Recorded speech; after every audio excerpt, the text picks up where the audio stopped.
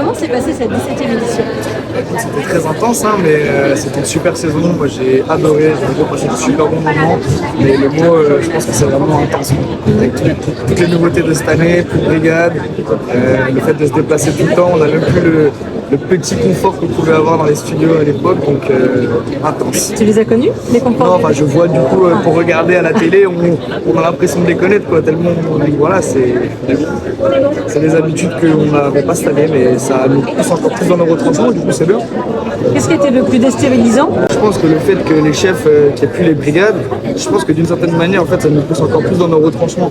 Là où on pouvait s'attendre à être conforté par la vie de certains chefs, qui plus est, qui peuvent un peu nous conforter pour nous avoir dans leur brigade, alors que là, c'est vraiment de la cuisine et basta, quoi, c'est tout. On revient un peu aux bases du concours, de ce qu'était le concours il y a 10 ans. Donc voilà, franchement, moi ça me plaît vachement. Après, évidemment, c'est surprenant, hein, on s'y attend pas. Mais voilà, on est là pour cuisiner et là, on a vraiment cuisiné sans filet, quoi. Donc, Trois mots-clés pour résumer cette aventure. intense, marrant et puis amical. Parce que même si c'est une compétition, on s'entendait tous très bien. Donc c'est cool quand même, dans ce genre d'environnement, de rester voilà, bienveillant et de se faire des copains, c'est cool. On peut résumer un petit peu votre parcours en... Bien sûr, alors je suis quand même passé en stage par la grande maison de Robuchon. Voilà, j'ai appris les bases de la cuisine française. Donc, j'ai fait 2 maisons Robuchon, Yoshi et le restaurant Joël Robuchon à Monaco, où j'ai appris vraiment les bases de la cuisine française. Des maisons difficiles.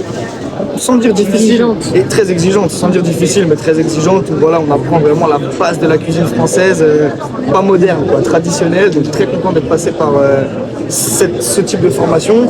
Et c'est vrai qu'en gros haut de temps fort, j'ai travaillé 2 fois un an chez Hugo Rollinger, une fois en 2020 quand il n'y avait que 2 étoiles et l'étoile verte, et il y a 1 an et demi on a eu la 3e étoile, j'étais là quand ils l'ont eu, donc très fier du coup d'avoir pu participer un petit peu voilà, à cet accomplissement. C'est le seul restaurant 3 étoiles de Bretagne, très fier d'être breton, donc voilà, on a un peu le chauvin, nous c'est comme si on était dans notre petit pays, et voilà quoi. Et là je rejoins une nouvelle aventure avec Diego Alaric, un ancien candidat de Top Chef. J'ai des origines espagnoles, basques par une de mes grand-mères, donc là on est sur un projet de cuisine ibérique à Paris et hâte de le rejoindre pour une nouvelle aventure mi-avril dans les 11e au Bertrand. Quand on parlait du parcours, qu'est-ce qui a donné envie de s'inscrire? Quel était le déclic? Alors je ne me suis pas vraiment inscrit, on m'a plus contacté. Très bien. Alors pourquoi avoir accepté? Et au début je voulais refuser, je me suis dit que c'était pas fait pour moi ou que c'était pas forcément le bon moment. Puis après en avoir parlé un peu avec mes amis et ma famille, tout le monde a réussi à me convaincre que ce genre d'occasion dans une vie ne se présente qu'une fois et que ce serait dommage de passer à côté. Ça se représentera peut-être pas l'année prochaine.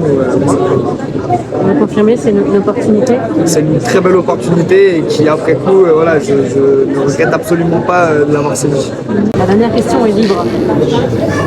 J'ai le plus tendance à faire des remerciements par rapport voilà, à mon parcours, la personne que je suis aujourd'hui. Il y a eu plein de personnes qui ont participé à tout ça. Voilà, je pense à mon père, ma mère, mes sœurs, tous mes amis aussi, très important les amis qui peuvent des fois nous confronter, nous aider à prendre des décisions. Moi, le parcours en cuisine n'a pas toujours été simple, hein. Il y a eu des hauts, des bas, des moments où je me posais beaucoup de questions, même à 2 doigts d'arrêter.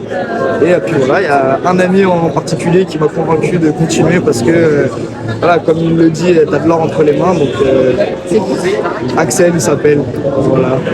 On n'a qu'à le nommer. Hein. Ah ouais, on se pense à mon pote Axel. Voilà, non, mais puis ma famille, mes amis, et puis tous mes mentors, on va dire, dans mon parcours de cuisinier, quoi. Les gens qui m'ont accompagné, aidé, des chefs de partie, des gens bienveillants. Voilà, c'est important de remercier toutes ces personnes-là. Merci beaucoup. Avec grand plaisir. Et bravo. Merci beaucoup.